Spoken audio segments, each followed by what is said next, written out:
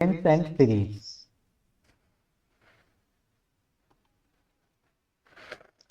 आप लोग general competition का तैयारी करते होंगे, चाहे कहीं भी पढ़ते होंगे, मैट्रिक वगैरह में पढ़े होंगे, तो सीक्वेंस को किस तरह से आप लोग देखे हैं, इस तरह से रिप्रेजेंट किया हुआ रहता है ना। कोई सीक्वेंस दिया हुआ रहता है तो कैसा दिया हुआ रहता है, सपोज ऐसे 1 2 इधर 3 1 4 5 डॉट डॉट डॉट, इस तरह से चलता जाता है। इस फॉर्मेट को हम लोग क्या कहते हैं, सीक्वेंस कहते हैं, है ना। जब नंबर कंटिन्यूअसली जो है कि हमारा एंड नहीं होता है ना, नंबर आगे क्या आएगा इसकी जानकारी हमें रहती है ना, जिसे हम डॉट डॉट डॉट के जरिए हम दिखा देते हैं कि हाँ आगे कौन सा नंबर आएगा, इसका जानकारी है हमें लेकिन उसको रिप्रेजेंट चूंकि नहीं कर सकते क्योंकि हमारे पास फाइनाइट लिमिटेशन है, तो उसको डॉट डॉट डॉट के जरिए हम दिखा देते हैं। तो इस तरह का रिप्रेजेंटेशन को आप मोटा मोटी तौर पर जानते होंगे कि इसको आप सीक्वेंस कहते हैं, ठीक है। लेकिन यहाँ पर आज हम लोग इसका असली डेफिनेशन देखेंगे, ठीक है। 1 मिनट कोई ज्वाइन करना चाह रहे हैं, आप लोग एकदम टाइमली ज्वाइन कर लीजिए ताकि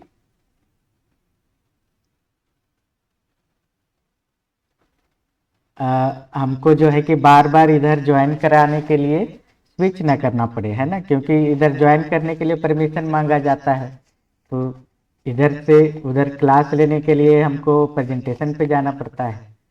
तो ये चीज़ ध्यान रखेंगे कि विदिन 5 मिनट आप लोग ज्वाइन कर लें ताकि क्लास में कोई डिस्टर्बेंस ना हो, ठीक है। अब हम यहाँ पर देखते हैं कि सीक्वेंस का असली डेफिनेशन है क्या।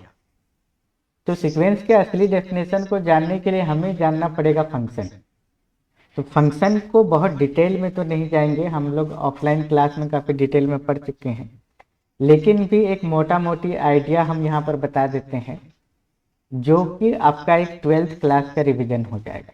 12th क्लास में क्या है आप फंक्शन पढ़ चुके हैं, तो आपको याद आ रहा होगा कि फंक्शन क्या है, एक नियम है ना, एक नियम कहते हैं, एक रूल है जिसके तहत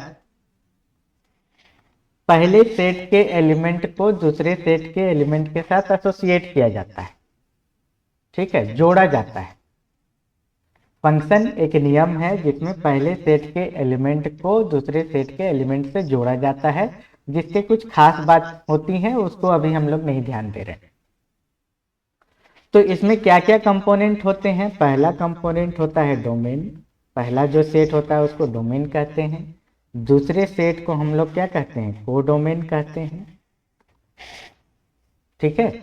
और सपोज यहाँ पर हम 2 3 एलिमेंट ले लेते हैं 1 2 3 और इधर A B C D ऐसे ले लेते हैं। 1 को B से जोड़ दिए, 2 को D से जोड़ दिए और 3 को सपोज हम A से जोड़ दिए, ठीक है।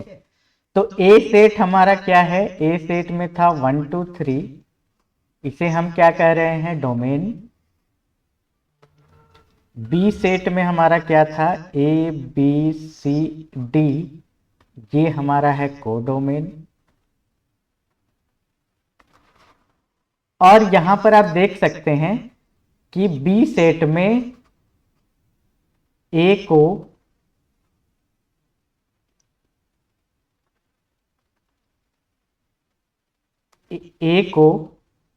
B को और D को A सेट के एलिमेंट के साथ जोड़ा गया है, लेकिन C को छोड़ दिया गया है ना, C हमारा छूट गया है। तो ये जो A B D हमारा है ये किसका सबसेट है, B का सबसेट कहलाएगा, और इसे हम लोग क्या कहेंगे, रेंज, है ना। तो रेंज हमारा क्या होता है, ऐसे एलिमेंट, कोडोमेन के ऐसे एलिमेंट जिसका प्री इमेज एग्जिस्ट करता है, जिसका प्री इमेज होता है। प्री इमेज क्या हो जाएगा, इमेज किसको कह रहे हैं, 1 का इमेज B और B का प्री इमेज 1, 2 का इमेज D और D का प्री इमेज 2, इसी तरह 3 का इमेज A और A का प्री इमेज 3, है ना। तो इससे आप समझ सकते हैं कि कोडोमेन के ऐसे एलिमेंट जिसके प्री इमेज एग्जिस्ट करते हैं उनको हम क्या कहेंगे, रेंज कहेंगे।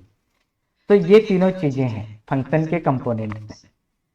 अब इसी फंक्शन में अगर हम ए के बदले ले लेते हैं नेचुरल नंबर, है ना, सीक्वेंस क्या है, एक खास तरह का फंक्शन है।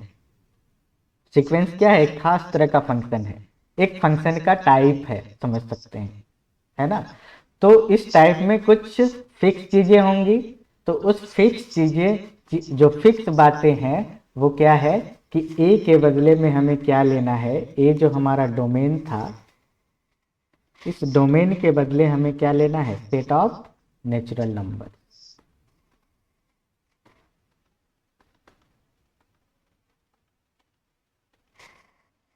ठीक है, तो डोमेन में हमें क्या लेना है, सेट ऑफ नेचुरल नंबर, और बी में हमें क्या लेना है।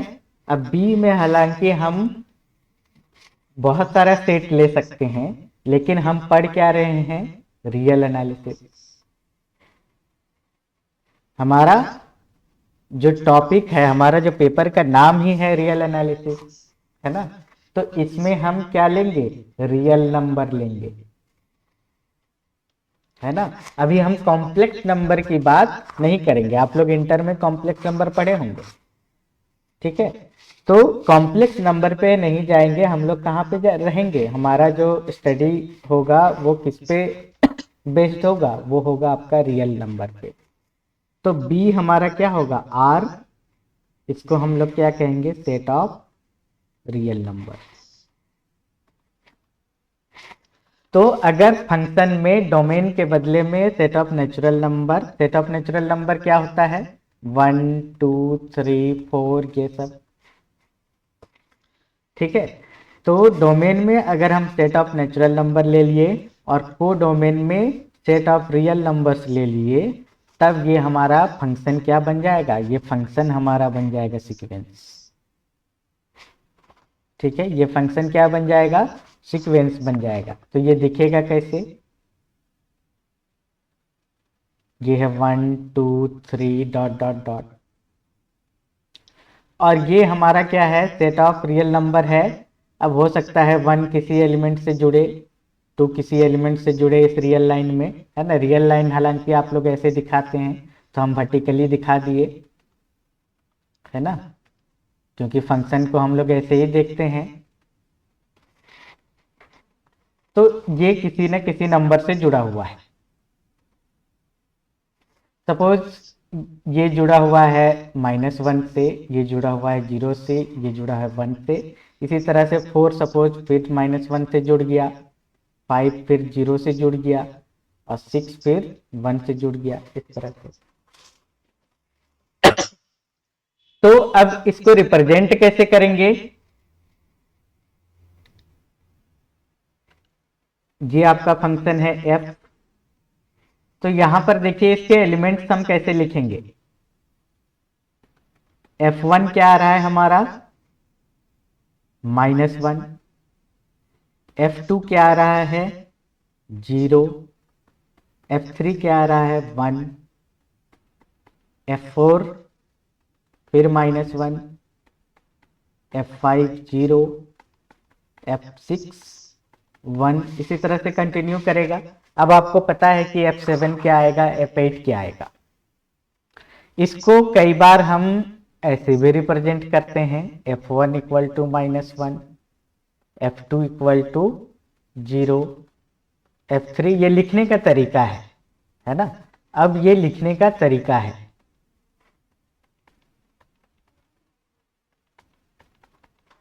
कई बार f के जगह x नोटेशन भी यूज किया जाता है, क्योंकि हम तरह तरह का नोटेशन यूज करेंगे, तो ये नोटेशन क्लियर होना चाहिए। ऐसे भी लिखा जाता है, f के बदले में x भी यूज किया जा सकता है।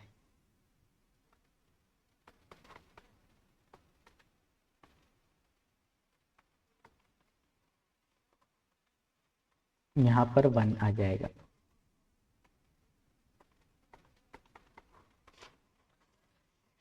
तो अब जो यहां पर है, इसे हम हमेशा इस तरह से वर्टिकली हम नहीं लिखेंगे, हम क्या कैसे लिखेंगे, हॉरिजॉन्टली लिखेंगे। तो हॉरिजॉन्टली कैसे लिखेंगे, लिखने का तरीका होगा x1 x2 x3 x4 x5 x6 इस तरह से। तो ये वैल्यू के हिसाब से अगर हम लिखें तो -1 0 1 -1 0 1 है ना।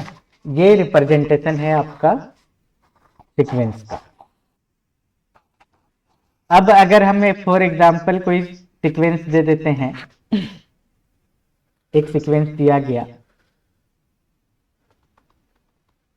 एग्जांपल के तौर पर 1 1/2 1/3 1/4 डॉट डॉट डॉट। इसका मतलब हमें क्या समझना है कि x1 का वैल्यू 1 है, x2 का वैल्यू हाफ है, x3 का वैल्यू 1/3 है, x4 का वैल्यू 1/4 है ना। फंक्शन के हिसाब से देखें तो किस तरह से देखेंगे, चलिए अब ये गोल ना बना के हम स्ट्रेट लाइन ही कर देते हैं। ये जो 1 है इसका इमेज कहां पे चला जाएगा,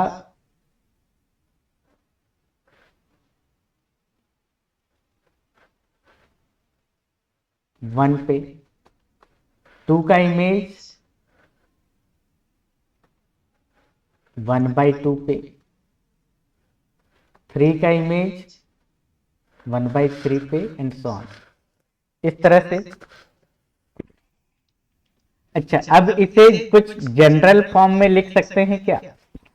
जनरल फॉर्म में कहने का मतलब कि x1 का वैल्यू 1 हो गया, x2 का वैल्यू 1/2 हो गया, x3 का वैल्यू 1/3 हो गया, x4 का वैल्यू 1/4 हो गया।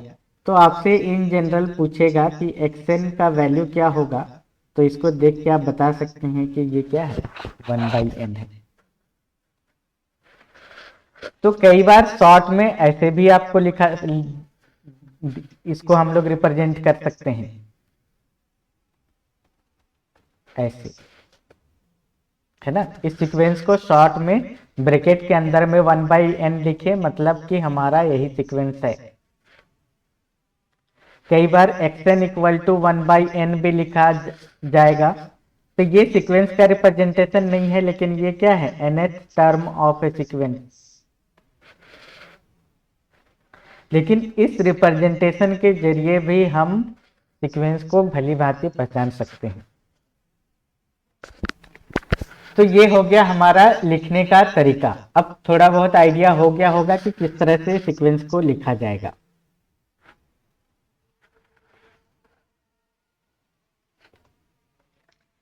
अब हम लोग आते हैं बाउंडेड सीक्वेंस, कि किसी सीक्वेंस को बाउंडेड कब कहेंगे। तो कोई सीक्वेंस बाउंडेड कब होगा,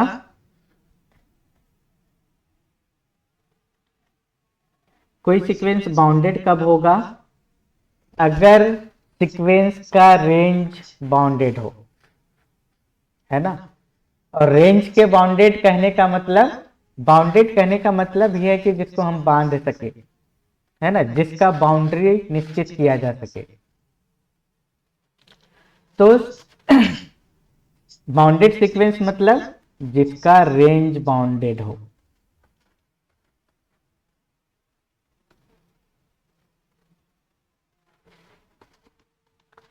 अब रेंज बाउंडेड हो कहने का मतलब जिसका बाउंड्री हम डिफाइन कर सकें, जिसको हम बांध सकें। तो किसे बांधा जाएगा, जब रियल नंबर की बात कर रहे हैं तो अगर रेंज का मैक्सिमम वैल्यू और मिनिमम वैल्यू पता हो, है ना, कि कोई मैक्सिमम वैल्यू है खास कोई नंबर, जैसे कि सपोज हम कहें कि इस सीक्वेंस का रेंज 5 से ज्यादा नहीं होगा और -5 से कम नहीं होगा, या फिर किसी सीक्वेंस का रेंज 10 से ज्यादा नहीं होगा और 3 से कम नहीं होगा। ठीक है, अगर ऐसी बातें हम कह सकें तो उसे हम क्या कहेंगे, बाउंडेड सीक्वेंस। फॉर एग्जाम्पल,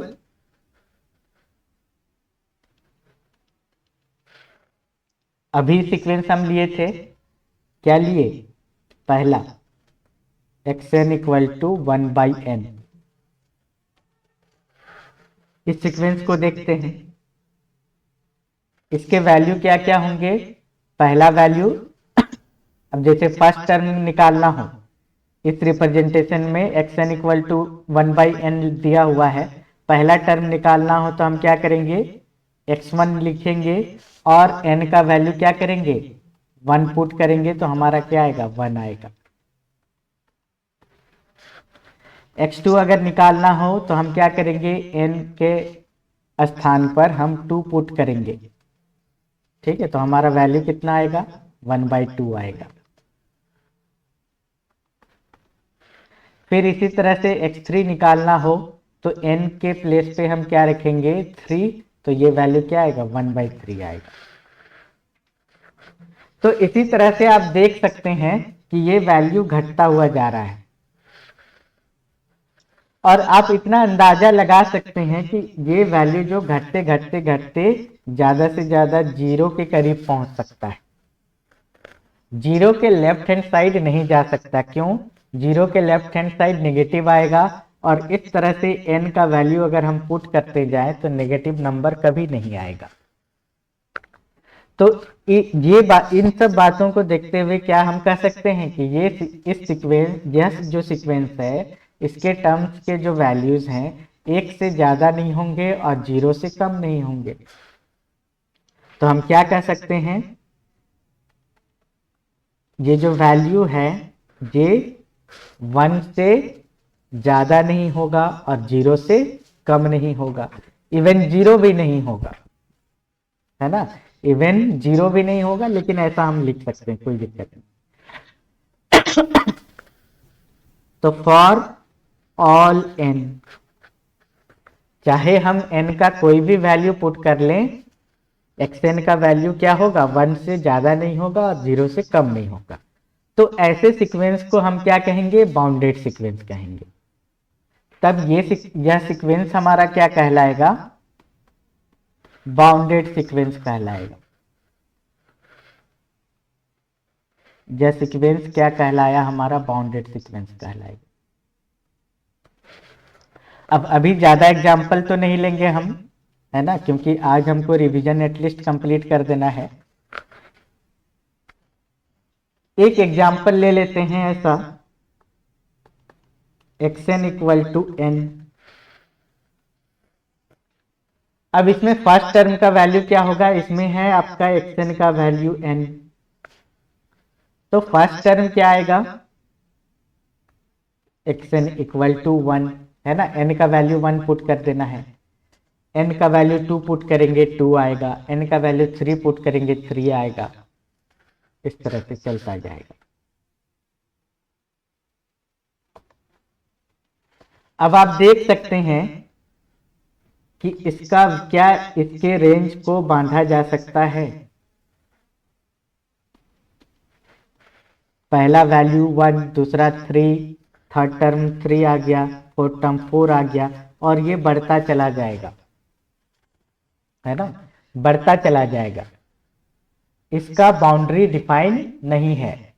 हाँ, ये बात कह सकते हैं कि इसका रेंज जो है, इसका रेंज जो है कि 1 से कम नहीं होगा, लेकिन राइट हैंड साइड में इसके वैल्यू बढ़ते जाएंगे।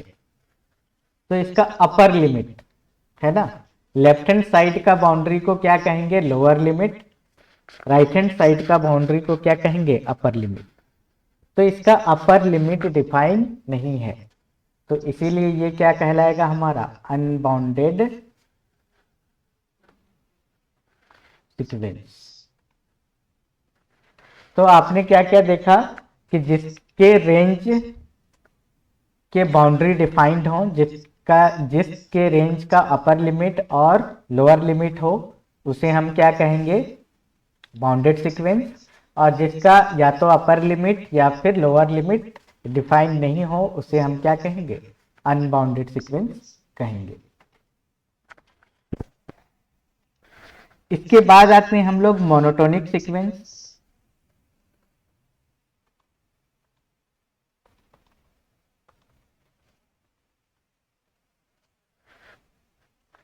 अब मोनोटोनिक सीक्वेंस दो तरह का हो सकता है, monotonic increasing sequence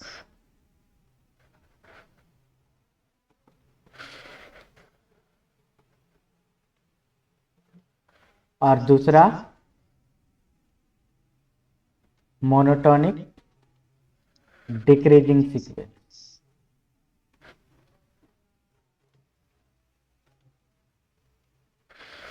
monotonic increasing sequence में क्या होगा, जैसे नाम से ही पता चल रहा है कि जिसके टर्म्स के वैल्यू बढ़ते चले जाएं, उसे क्या कहेंगे हम, मोनोटोनिक इंक्रीजिंग सीक्वेंस। और मोनोटोनिक डिक्रीजिंग सीक्वेंस क्या होगा, जिसके टर्म्स के वैल्यू घटते चले जाएं, उसे हम क्या कहेंगे, मोनोटोनिक डिक्रीजिंग सीक्वेंस कहेंगे। ठीक है, थोड़ा पॉज ले लेते हैं। सबको क्लियर वॉइस सुनाई दे रहा है, स्क्रीन दिखाई दे रहा है, एक बार रिप्लाई कर दीजिए। जी सर। ओके, सब बने हुए हैं, कोई सो तो नहीं गए, है ना। ऑनलाइन क्लास का ये दिक्कत है कि बच्चे सो जाते हैं। अब हम लोग आते हैं example of monotonic increasing sequence. अच्छा, पहले तो हम एक ऐसा एग्जाम्पल दे देते हैं, जैसे suppose xn equal to -1 to the power n। अब इसके टर्म्स के वैल्यू को पहले लिखना सीखिए कि पहला टर्म क्या होगा, x1, तो n के बदले पर क्या रखना है, 1, तो इसका वैल्यू आ जाएगा -1। x2 मतलब n के बदले में रखना है 2, तो इसका वैल्यू आ जाएगा 1। x3 मतलब 1 के बदले में 3 रखना है, इसका वैल्यू आ जाएगा -1। x4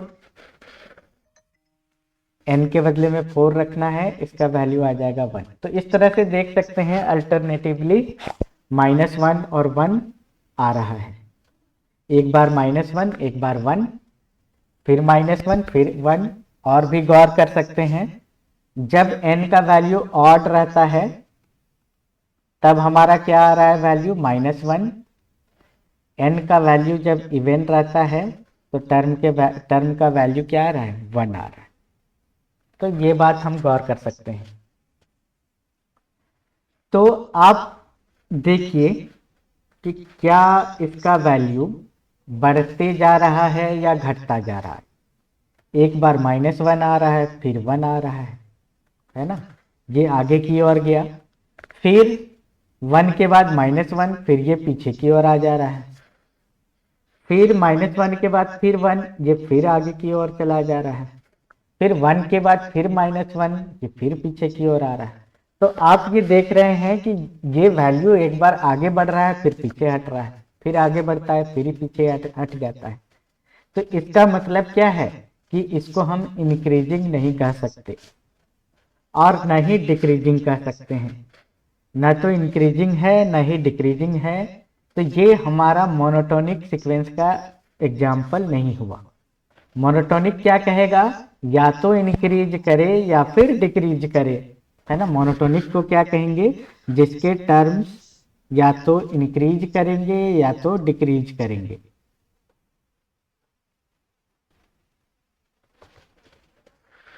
है ना, मोनोटोनिक जिसके टर्म्स या तो इंक्रीज करें या फिर डिक्रीज करें, है ना, उसको हम क्या कहेंगे, मोनोटोनिक सीक्वेंस कहेंगे। लेकिन यह जो सीक्वेंस है, इसे आप देख रहे हैं, ना तो इंक्रीज कर रहा है और ना ही डिक्रीज कर रहा है। तो ये किस तरह का सीक्वेंस हो गया, ये मोनोटोनिक सीक्वेंस का एग्जाम्पल नहीं हुआ। तो हम लोग कहेंगे नॉट अ मोनोटोनिक सीक्वेंस। देखिए आपके ऑप्शन में आ सकता है ना, 4 ऑप्शन दिया जाए और आपसे पूछा जाए कि ये सीक्वेंस मोनोटोनिक है कि नहीं, विच of the following sequence is monotonic, है ना, तब आपको पता करना पड़ेगा कि कौन सा सीक्वेंस झूला झूल रहा है या कौन सा सीक्वेंस आगे बढ़ता जा रहा है या फिर पीछे चलता जा रहा है। अगर आगे बढ़ता जा रहा है या पीछे चलता जा रहा है तो मोनोटोनिक होगा, और अगर झूला झूल रहा है इस तरह से, एक बार 1 -1 1 -1, ये 2 -2 2 -2 ऐसा भी कर सकता है ना। कोई कोई सीक्वेंस ऐसे होंगे जो झूला झूलते हुए आगे भी बढ़ेंगे, है ना, थोड़ा सा आगे भी बढ़ेंगे लेकिन उतना ही पीछे भी हटेंगे, जैसे for example, next example,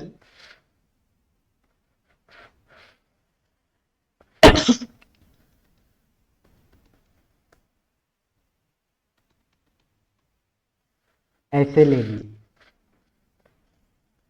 x1 का वैल्यू क्या होगा, -1⁻1 इंटू 1, तो ये -1। x2 का वैल्यू -1 का पावर 2 इंटू 2, तो इसका वैल्यू 2 हो गया। x3 का वैल्यू -1 का पावर 3 इंटू 3, ये -3 हो गया। x4 का वैल्यू -1 का पावर 4 इंटू 4, तो ये 4 हो गया।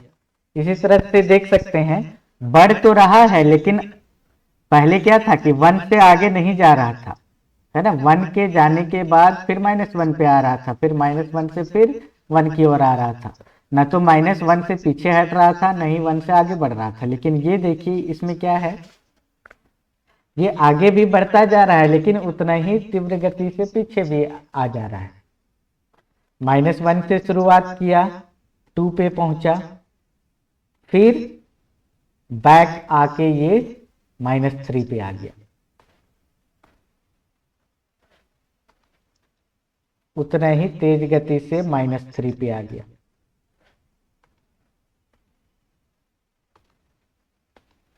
फिर उसी स्पीड से ये 4 पे चला गया, है ना।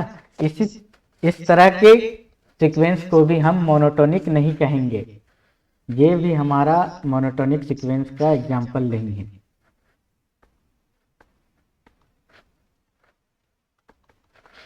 तो अगर कोई सीक्वेंस मोनोटोनिक नहीं है ये पता चल गया तो मोनोटोनिक है ये पता करना काफी आसान है। जैसे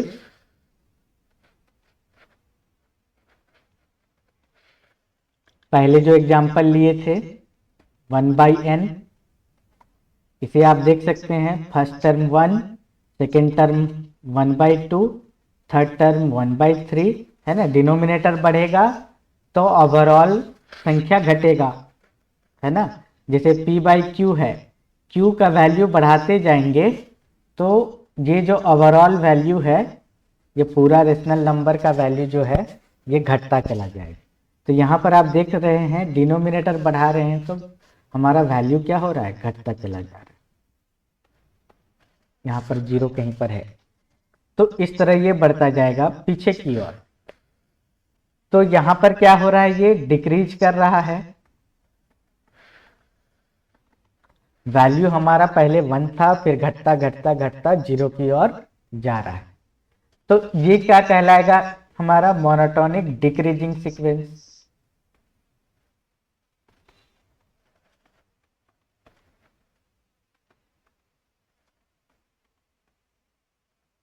इसे क्या कहेंगे हम, मोनोटोनिक डिक्रीजिंग सीक्वेंस। नेक्स्ट हम लोग आते हैं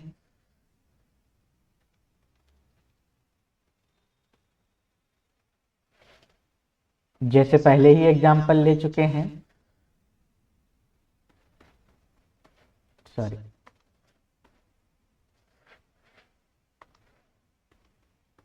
जे, इसका वैल्यू कैसे लिखेंगे, यहाँ पर 1, first term 1, second term 2, third term 3, इसी तरह से आगे बढ़ता जाएगा। तो ये हमारा क्या कहलाएगा, मोनोटोनिक। ये वैल्यू हमारा बढ़ता जा रहा है, तो इसे हम क्या कहेंगे, मोनोटोनिक इंक्रीजिंग सीक्वेंस।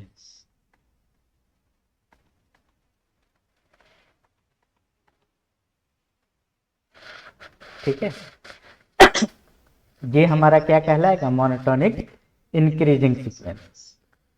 अब एक चीज आता है कि क्या आप मोनोटोनिक इंक्रीजिंग सीक्वेंस हो और उसको वो बाउंडेड भी हो, है ना। बाउंडेड मोनोटोनिक इंक्रीजिंग सीक्वेंस क्या बना सकते हैं, बाउंडेड डिक्रीजिंग मोनोटोनिक सीक्वेंस तो आपने बना लिया, है ना, जैसे ये एग्जांपल है। क्या इसी की तरह हम कोई ऐसा नहीं बना सकते, कोई सीक्वेंस जो जिसका वैल्यू इंक्रीज भी करे और जिसका वैल्यू क्या हो, इंक्रीज भी करे और जिसका रेंज बाउंडेड हो, जिसके जिसके रेंज का अपर लिमिट भी हो और लोअर लिमिट भी हो। ठीक है, ऐसा कोई एग्जाम्पल हम बनाना चाहते हैं। काफी सिंपल है, थोड़ा सा मेंटल एक्सरसाइज करेंगे तो आपको पता चल जाएगा। यहां पर हम आपको बता देते हैं xn equal to 1 minus 1/n, है ना। आपके क्वेश्चंस में ऐसा हो सकता है कि which of the following sequences monotonic increasing as well as bounded, है ना। तो आपको पहचानने आना चाहिए कि बढ़ता भी जा रहा है और बाउंडेड भी है, जिसके टर्म्स इंक्रीजिंग हैं और कहीं जाके स्टॉप भी हो रहे हैं। ठीक है, मतलब किसी टर्म से आगे बढ़ भी नहीं पा रहे हैं, स्टॉप तो खैर होगा ही नहीं, किसी टर्म से आगे बढ़ भी नहीं पा रहे हैं। तो इसका वैल्यू को देखिए, x1 हम निकालेंगे, क्या आएगा, 1 माइनस 1/1, इसका वैल्यू आ गया 0। x2 निकालेंगे 1 माइनस 1/2, n के बदले हम 2 रखे हुए हैं तो ये वैल्यू आ गया 2।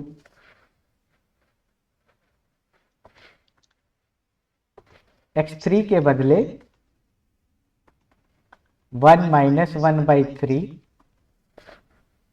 तो ये वैल्यू आ गया आपका 2/3। अब आप अगर थोड़ा सा कैलकुलेटर निकाल के चेक करने का कोशिश करें तो आपको पता चल जाएगा कि इसका क्या हैसियत हो रहा है। ये है आपका 0.5,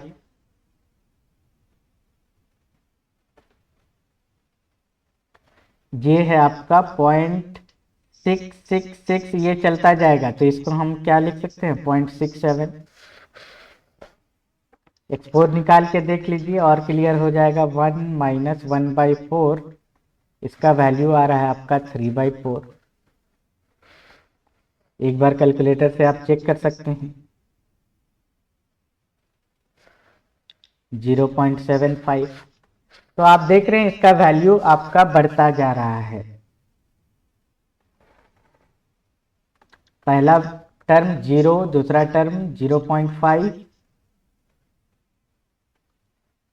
तीसरा टर्म 0.67, इस तरह से 0.75, ये बढ़ता चला जा रहा है। ठीक है, तो ये किस तरह का एग्जाम्पल है, हाँ ठीक है, बढ़ता तो जा रहा है, लेकिन कोई क्वेश्चन कर सकता है कि क्या 1 से ज्यादा कभी जाएगा। ठीक है, हमारा मकसद क्या था कि ऐसा सीक्वेंस पता करना जो बाउंडेड भी हो, है ना, और जिसका वैल्यू इंक्रीज भी करता जाए। तो आप यहां पर देख सकते हैं, चाहे कुछ भी किया जाए, है ना, ये वैल्यू जो है इसको आप अगर कैलकुलेट करेंगे n-1 डिवाइडेड बाई n, यहां पे आप देख सकते हैं न्यूमरेटर जो है डिनोमिनेटर से छोटा है, तो न्यूमरेटर अगर डिनोमिनेटर से छोटा हो तो 0 पॉइंट समथिंग ही आने वाला है ना। अगर कोई भी नंबर आप लेके देखिए जिसका न्यूमरेटर अगर डिनोमिनेटर से छोटा हो तो उसका वैल्यू 0 पॉइंट समथिंग ऐसे ही आने वाला है। इसका मतलब इसका वैल्यू 1 से बड़ा हो ही नहीं सकता। इस सीक्वेंस के टर्म्स के वैल्यू 1 से ज़्यादा नहीं होंगे। और ये क्लियर है, इसका फर्स्ट टर्म 0 हो रहा है और ये इंक्रीज ही करता जा रहा है वैल्यू, तो 0 से छोटे भी नहीं होंगे। ना तो इसके वैल्यू 0 से छोटे और न ही इसके वैल्यू 0 से बड़े, सॉरी, ना तो 0 से छोटे और न ही 1 से बड़े। तो ये किस तरह का सीक्वेंस हो जाएगा? एक बाउंडेड मोनोटोनिक इंक्रीजिंग सीक्वेंस हो जाएगा।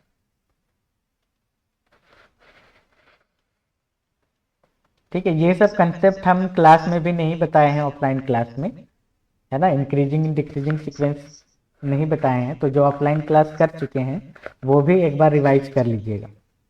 बाउंडेड मोनोटोनिक इंक्रीजिंग सीक्वेंस, ठीक है। तो ये हमारा क्या था, रिवीजन पार्ट था। आज कुछ नया स्टार्ट नहीं करने जा रहे हैं हम, रिवीजन था और कुछ नया कंसेप्ट था। ये मोनोटोनिक सीक्वेंस का कंसेप्ट नया है, ठीक है। बाउंडेड सीक्वेंस तक हम लोग पढ़े थे, मोनोटोनिक सीक्वेंस हम लोग नहीं पढ़े थे। इसके बाद नेक्स्ट क्लास में हम लिमिट पॉइंट, जो लिमिट पॉइंट का कंसेप्ट क्लास में हो चुका है, उसको थोड़ा सा हम बताएंगे नेक्स्ट क्लास में। नेक्स्ट क्लास हम लोग पढ़ेंगे लिमिट पॉइंट का कंसेप्ट और साथ ही लिमिट। ये दोनों अलग अलग चीजें हैं, है ना। लिमिट पॉइंट और लिमिट अलग अलग हम लोग कंसिडर करेंगे। या फिर आप ऐसा सोच सकते हैं कि हर एक लिमिट जो है, लिमिट पॉइंट हो सकता है ना। इसका रिलेशन बता दे रहे हैं, नाम एक जैसा है लेकिन कंफ्यूज नहीं करना है। लिमिट पॉइंट हो सकता है, लेकिन हर एक लिमिट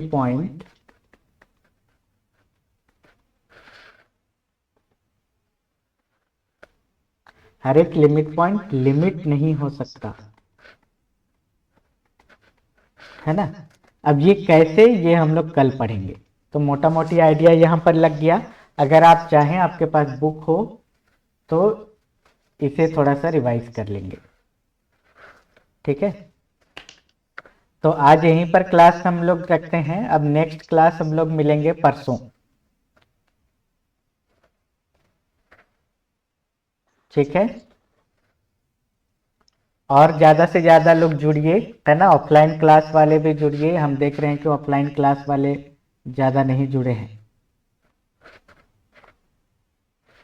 ओके, बाय।